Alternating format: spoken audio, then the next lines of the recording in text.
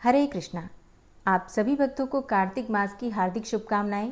भगवान श्री हरि विष्णु और माता लक्ष्मी की कृपा सदैव आप और आपके समस्त परिवार पर बनी रहे। दोस्तों, आज है 7 अक्टूबर 2025 और आज है शरद पूर्णिमा। मतलब सूर्योदय कालीन जो शरद पूर्णिमा होती है वो आज है और आज से प्रारंभ हो रहा है कार्तिक मास का स्नान, दान, व्रत इत्यादि सभी नियम। तो ये पावन महीना प्रारंभ हो गया जिसमें स्नान, दान, व्रत इत्यादि धारण करके बहुत सारा पुण्य फल जन्म जन्मांतर के लिए अर्जित किया जा सकता है। तो ये अत्यंत ही श्रेष्ठ समय है। इस समय का अधिक से अधिक लाभ उठाइए। आज की वीडियो में आप जानेंगे कि कार्तिक मास का स्नान प्रारंभ कर रहे हैं तो स्नान के नियम क्या होंगे, समय क्या होगा, पूजा की विधि क्या होगी, पहले किसकी पूजा करें, भगवान विष्णु की, भगवान सूर्य की या फिर तुलसी महारानी की, शालिग्राम जी की। इसके अलावा दान कब करें, क्योंकि जब हम स्नान करते हैं तो दान भी करते हैं। ये भी एक नियम अलग से ही होता है। मतलब अगर आप स्नान नहीं भी करते हैं तो भी दान कर सकते हैं, लेकिन जो भक्त स्नान कर रहे हैं तो स्नान के बाद जो हम दान करते हैं उसका फल बहुत अधिक प्राप्त होता है। तो स्नान के साथ दान कब करना है, किन चीज़ों का दान करें, और जैसे कि आपका प्रश्न है कि क्या प्रतिदिन हम दान करते हैं तो दक्षिणा भी प्रतिदिन साथ में निकालें या कि कार्तिक मास की पूर्णिमा के दिन ही दक्षिणा निकालना है। अच्छा, जैसे मौसम बदल रहा है तो क्या हम गर्म पानी से स्नान कर सकते हैं, और अगर गर्म पानी से स्नान कर रहे हैं तो क्या उसमें गंगा जल मिला सकते हैं। पीरियड्स में स्नान कैसे करें, नियम का पालन किस प्रकार से करें, और पीरियड्स की अवस्था में क्या गंगा जल मिश्रित जल से स्नान कर सकते हैं, दान कैसे निकालें पीरियड्स में और नियम का पालन कैसे करें, दीपदान कब करें, क्या ब्रह्म मुहूर्त में या फिर शाम के समय संध्या काल में, आकाश दीपदान कैसे करें। तो बहुत सारे प्रश्न हैं आप लोगों के। वैसे तो मैंने कोशिश की है कि कमेंट बॉक्स में आपके प्रश्नों के उत्तर दे दूं, लेकिन कई ऐसे प्रश्न होते हैं जिनके बारे में आपको डिटेल में जानकारी चाहिए होती है, तो वो कमेंट बॉक्स में इतनी आसानी से नहीं आते हैं। तो आज की वीडियो में आपके बहुत सारे प्रश्नों के उत्तर कार्तिक मास के स्नान, दान, व्रत से संबंधित मिल जाएंगे। तो वीडियो को पूरा ज़रूर देखिएगा, और अगर वीडियो अच्छी लगे तो इसे लाइक भी ज़रूर कीजिएगा, क्योंकि आपके लाइक्स, आपके कमेंट्स मेरे लिए बहुत महत्वपूर्ण हैं। यही एकमात्र जरिया है जिनसे मुझे पता चलता है कि आपको ये वीडियो अच्छी लगती है और आपके लिए ये वीडियो उपयोगी है। तो अगर वीडियो अच्छी लगे तो लाइक तो ज़रूर ही किया कीजिए। चलिए बात करते हैं सबसे पहले कार्तिक मास का स्नान कब से प्रारंभ हो रहा है और स्नान करने का सही समय क्या होगा। देखिए, 7 अक्टूबर से कार्तिक मास का स्नान, दान, व्रत इत्यादि जो भी हम नियम लेते हैं सभी नियम प्रारंभ हो जाएंगे। अब मान लीजिए कि आप किसी कारणवश, जैसे कि कई लोगों को पता नहीं होता है और फिर कार्तिक मास जब प्रारंभ हो जाता है किसी से सुनते हैं तब वो स्नान करना प्रारंभ करना चाहते हैं, तो ऐसी अवस्था में आप 8 अक्टूबर से भी शुरू कर सकते हैं। अब बात करें समय की, किस समय स्नान करें। देखिए, कार्तिक मास का जो स्नान होता है लगभग 3 बजे से 5 बजे के बीच में स्नान और पूजा हो जाए तो श्रेष्ठ माना जाता है, ठीक है। लेकिन देखिए, मान लीजिए आप 3 बजे नहीं जग पा रहे हैं तो भी प्रयास कीजिए 3:30 से 4 बजे के बीच में आप जग जाइए। इसके बाद जो नित्य के कर्म होते हैं, जैसे कि अपने घर में आप झाड़ू स्वयं से ही लगाइएगा। बासी घर में पूजा नहीं होती है तो बेशक आपके घर में मेड आती हो, लेकिन उठने के बाद सबसे पहले अपने घर में झाड़ू लगा दीजिए। अगर आप पूरे घर में झाड़ू नहीं भी लगा रहे हैं तो भी आप घर की रसोई में झाड़ू लगा दीजिए और इसके बाद स्नान कर लीजिए, ठीक है। जैसे कि बहुत सारे भक्तों के प्रश्न आते हैं कि घर में बहुत सारे काम होते हैं, जगने के बाद झाड़ू, पोछा, डस्टिंग, क्लीनिंग करनी होती है, तब जाके स्नान करते हैं तो इसमें बहुत देर हो जाती है। देखिए, कार्तिक स्नान में आपको ये सब नहीं करना है।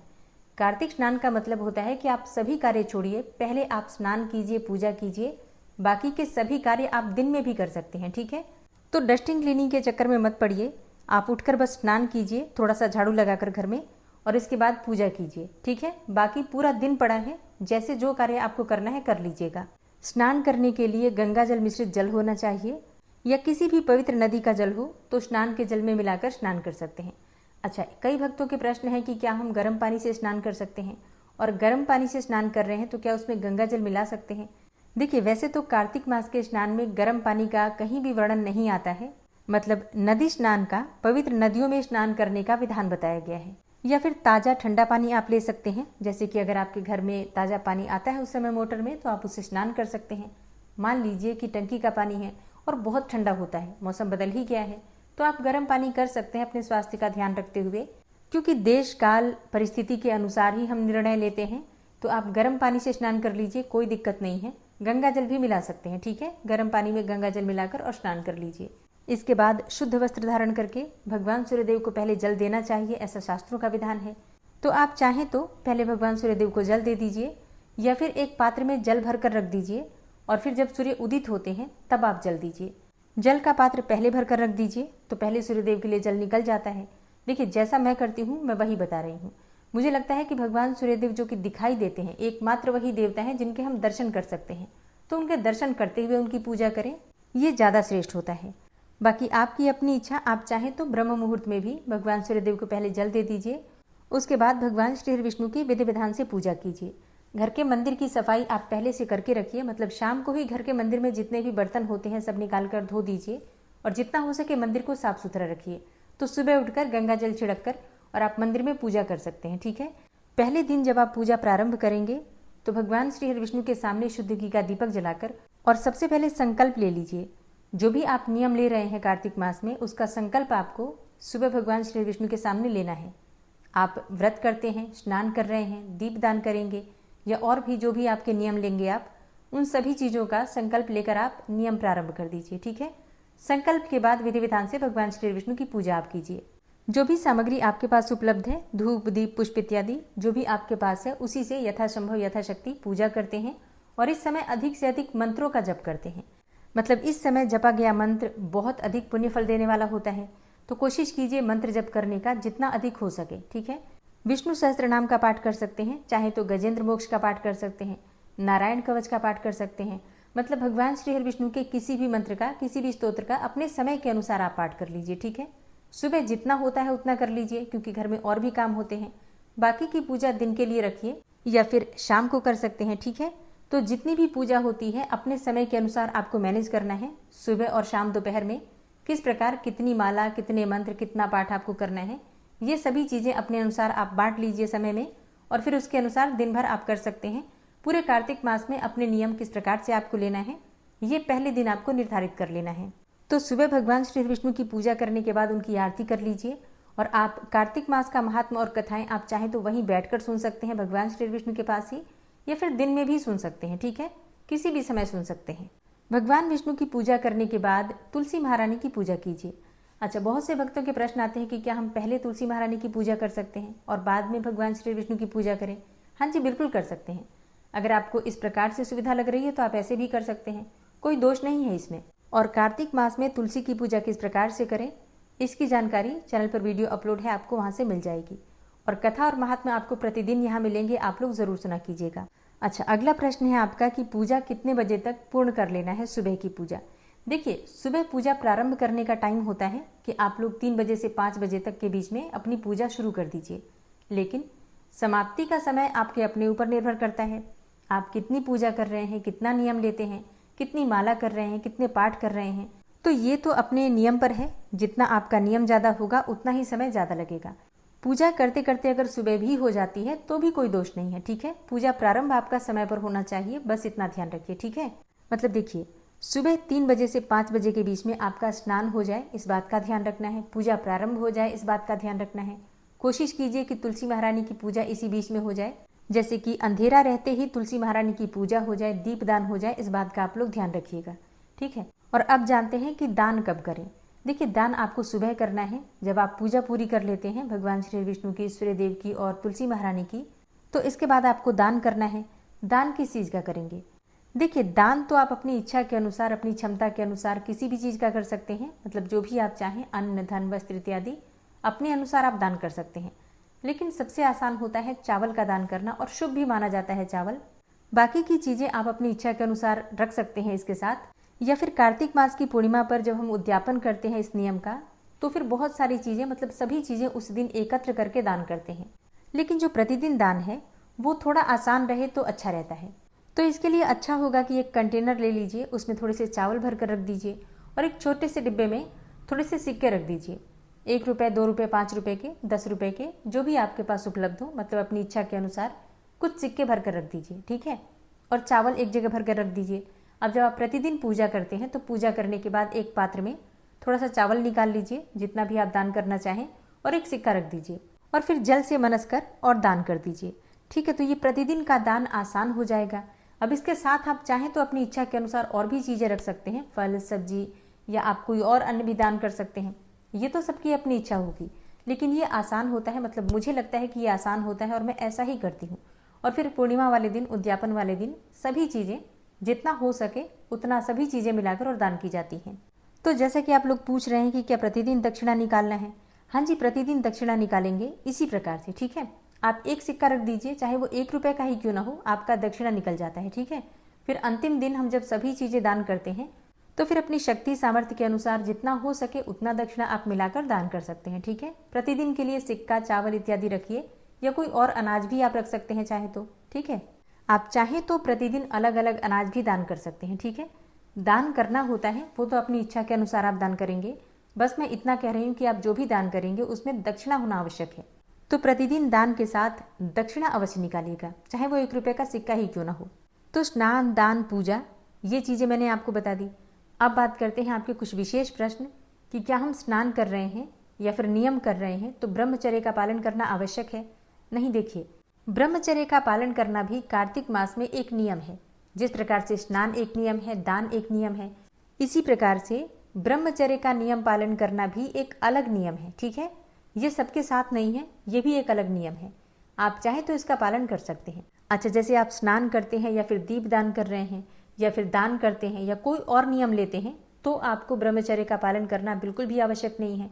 लेकिन अगर आप व्रत धारण कर रहे हैं पूरे कार्तिक मास का, जैसे कि आप अगर फलाहार से हैं पूरे कार्तिक मास में या फिर एक समय भोजन कर रहे हैं तारों की छांव में, तो ऐसे में आपके लिए ब्रह्मचर्य का नियम पालन करना अत्यंत आवश्यक है, ठीक है।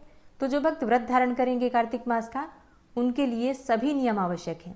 मतलब व्रत करने वाले भक्तों के लिए नियम थोड़े कठिन हैं, क्योंकि सभी नियम का पालन करना है। आपको पूजा भी करना है, दान भी करना है, और आप ब्रह्मचर्य के नियम का पालन भी करेंगे, बहुत सारी चीज़ों का त्याग भी करेंगे। क्योंकि जो भक्त व्रत धारण करते हैं उन्हें बहुत सारी चीज़ें कार्तिक मास में नहीं खानी है। तो ये नियम उनके लिए हैं जो व्रत धारण करते हैं। अगर आप स्नान का नियम ले रहे हैं या कार्तिक मास में कोई दूसरा नियम ले रहे हैं तो फिर आपके लिए बहुत सारा परहेज नहीं है।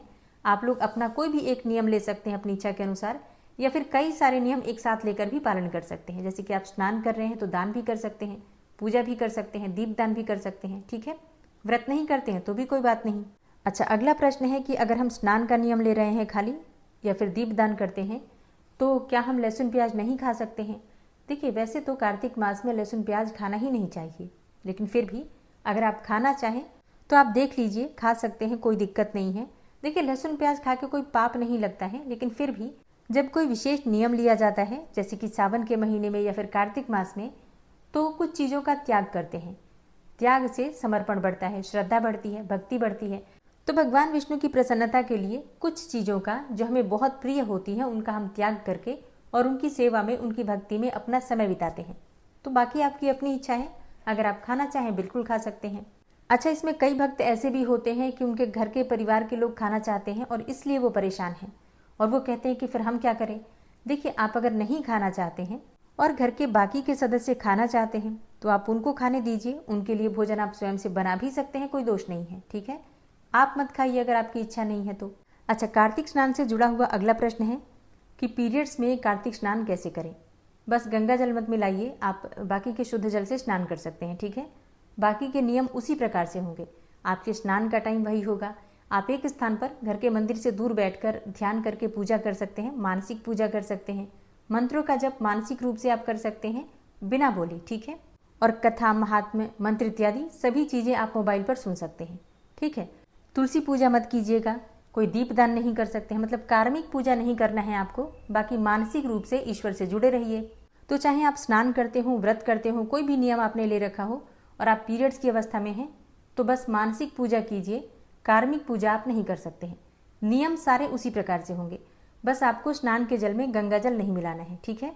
लेकिन शुद्ध जल से स्नान करते हुए माँ गंगा का मानसिक रूप से ध्यान कर सकते हैं।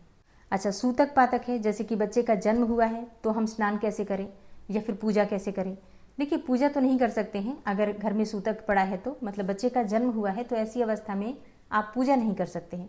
लेकिन ये शुभ का सूतक होता है तो इसमें आप स्नान इत्यादि सभी कार्य कर सकते हैं। हाँ, अगर किसी की मृत्यु हुई है, घर में पातक लगा है, तो ऐसी अवस्था में आप स्नान, दान, पूजा इत्यादि कोई भी कार्य तब तक नहीं करेंगे जब तक कि घर में शुद्धिकरण ना हो जाए। अच्छा, अगला प्रश्न है कि दीपदान कब और कैसे करें। देखिए, दीपदान आप ब्रह्म मुहूर्त में कर सकते हैं। जैसे सुबह पूजा करेंगे तो उस समय आप अपने घर में, घर के मुख्य द्वार पर भी दीपदान कर सकते हैं, तुलसी महारानी के पास दीपदान कर सकते हैं। घर में कोई भी पौधा लगा है, जैसे कि केले का पौधा हो, आंवले का पौधा हो, तो वहाँ पर भी दीपदान कर सकते हैं। इसके अलावा घर के आसपास कोई मंदिर है और आप जा पाते हैं उतनी सुबह, तो आप मंदिर में भी दीपदान, पूजा इत्यादि सभी कार्य कर सकते हैं। तो सुबह ब्रह्म मुहूर्त में आपसे जितना बन पड़े उतना दीपदान कर सकते हैं। फिर शाम को संध्या काल में भी आप दीपदान कर सकते हैं।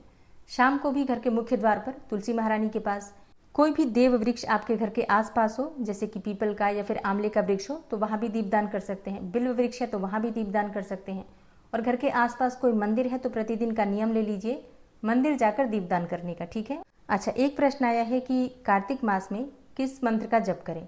देखिए, भगवान विष्णु को समर्पित होता है ये महीना, तो भगवान श्री हरि विष्णु और माता लक्ष्मी के मंत्रों का जप कीजिए। किसी भी प्रकार की कामना हो, लक्ष्मी नारायण की आराधना से पूर्ण हो जाती है। तो भगवान विष्णु के किसी भी मंत्र, किसी भी स्तोत्र का पाठ आप कर सकते हैं। इसी प्रकार से माता लक्ष्मी की कृपा की प्राप्ति के लिए माता लक्ष्मी के मंत्र का, स्तोत्र का पाठ आप कर सकते हैं। तो कोई सा भी मंत्र, कोई सा भी स्तोत्र आप पाठ कर सकते हैं। बहुत सारे मंत्र आपको हमेशा मैं बताती ही रहती हूँ। और वैसे भी प्रतिदिन की जो कथा आपको मिलेगी, मतलब कथा की जो वीडियो आएगी, उसमें आपको प्रतिदिन विष्णु सहस्त्रनाम का पाठ मिलेगा और बाकी तुलसी चालीसा, तुलसी महारानी की आरती भी मिलेगी। अच्छा, अगर आप चाहें तो माता लक्ष्मी की कृपा की प्राप्ति के लिए आपको श्री सूक्त का पाठ भी प्रतिदिन उसमें डाल दूंगी मैं, ठीक है। तो इसके लिए कमेंट कीजिएगा। विष्णु सहस्त्रनाम तो हर बार जाता है, इस बार भी जाएगा। मुझे लगता है मैंने बहुत सारे प्रश्नों के उत्तर दे दिए हैं। फिर भी अगर आपका कोई प्रश्न रह गया हो तो आप लोग कमेंट बॉक्स में लिख सकते हैं। तो 7 अक्टूबर से कार्तिक मास का जो भी नियम आप लेना चाहते हैं ले लीजिए। बहुत सुनहरा मौका है, मतलब पुण्य प्राप्ति का, पुण्य संचय करने का जो सबसे पवित्र महीना है वो कार्तिक है। अच्छा, कार्तिक मास में आकाश दीपदान करना श्रेष्ठ माना जाता है। तो आकाश दीपदान कैसे करें, कब करें, कहाँ करें, इसकी जानकारी आपको कल मिल जाएगी सुबह सुबह, और सुबह कथा भी मिलेगी, तो जरूर देखिएगा, ठीक है। उम्मीद करती हूँ ये वीडियो आपके लिए उपयोगी होगी। कोई भी प्रश्न हो तो कमेंट बॉक्स में आप लिख सकते हैं। मिलती हूँ आपसे अगली वीडियो में, तब तक के लिए जय श्री राधे।